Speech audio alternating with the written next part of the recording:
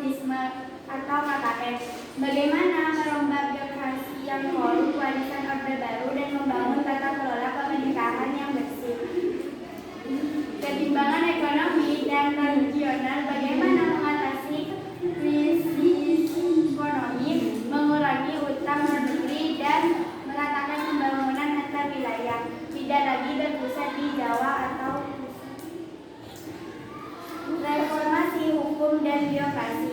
Bagaimana menegakkan supremasi hukum dan memberantas lemahnya birokrasi dalam pelayanan publik, stabilitas politik dan konflik sosial. Bagaimana mengelola konflik etnis, agama, dan separatisme atau besar Aceh, Papua demi menjaga persatuan.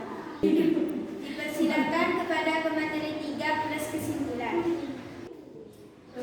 Pembahasan pembangunan politik dan hukum, mengubah sistem menjadi lebih demokratis, termasuk pembatasan masa jabatan presiden maksimal 2 periode, penghapusan disfungsi ABRI, kebebasan dan pemilu langsung.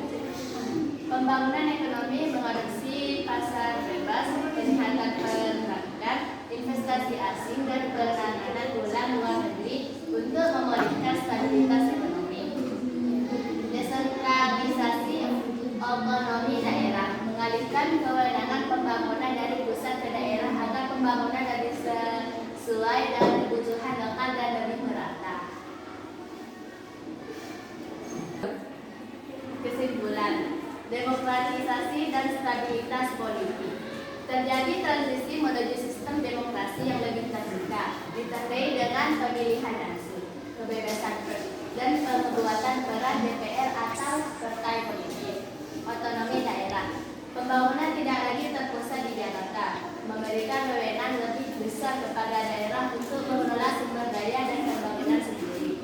Pemulihan ekonomi dan infrastruktur, pembangunan ekonomi difokuskan pada